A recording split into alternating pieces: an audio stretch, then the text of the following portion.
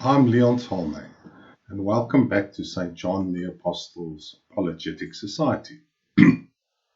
Today we will consider some of the reasons why we believe the Judeo-Christian belief is the true foundation for our belief structure. With Christianity being the most popular religious belief system currently in the world, one has to wonder what it is that resonates so profoundly with the human psyche. As a video of a few hours will not be appreciated, and furthermore, who has the time to sit and watch? What we'll be outlining today is a series of points, each of which will be expanded upon in future videos. So, here we go. Contrary to popular belief, Judeo-Christianity and science are not at odds with each other. Reason has always been held high in esteem within the confines of the Church, from earliest times to present.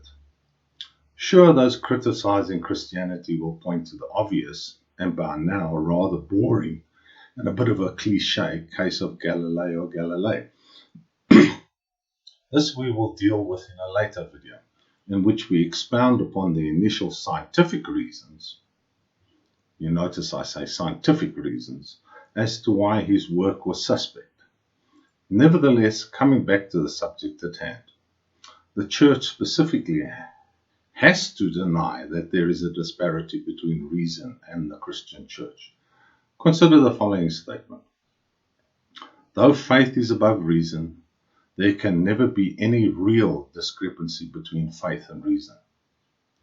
Since the same God who reveals mysteries and infuses faith has bestowed the light of reason on the human mind, God cannot deny himself, nor can truth ever contradict truth.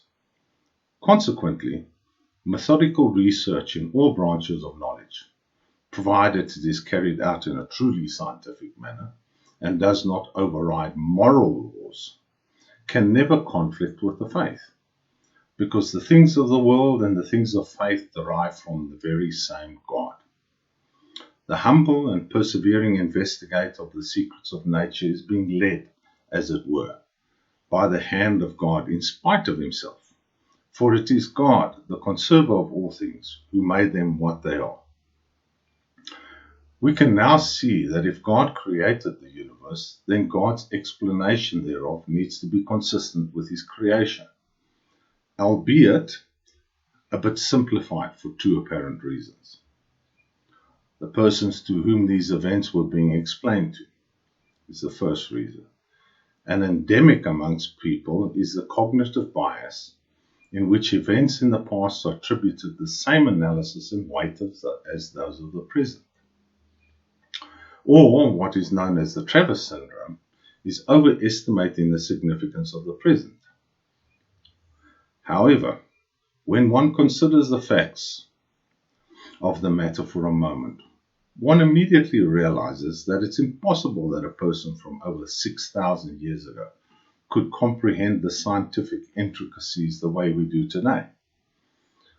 And that is only a select few of us. For the overwhelming majority of us, concepts such as the Planck distance and time, numbers like 1.616255 times 10 to the power of 35 of a meter, and 5.391247 times 10 to the power of minus 44 of a second, are still shrouded in mystery.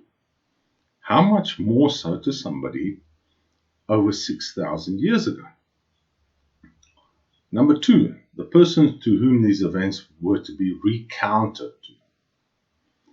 Initially, these were persons of limited scientific knowledge and sophistication, and hence needed a simplified version of events. Subsequently, in our modern day interpretation, we can see that this was the case, and hence place explanations in juxtaposition with current knowledge and realize what was being explained.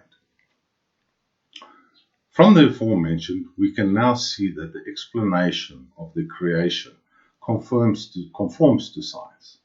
We'll be doing a video on this subject in the future. Additionally, we can see that evolution is supported within the description in the Old Testament, also a discussion of its own. Descriptions of the God state within the Bible coincide with our understanding of what the physical state in which God resides must be like. See our videos on the existence of God. Additionally, one has to consider the probability of Christ. Here we have numerous mentions of the Messiah within the Old Testament, most notably Isaiah, written hundreds of years before Christ, and yet provide incredible agreement with the events that occurred in Christ's life. Additionally, there are multiple first-century accounts by non-Christians testifying to his life, miracles, crucifixion, and resurrection. We will deal with these as a couple of sessions on their own, as this is a rather in-depth discussion.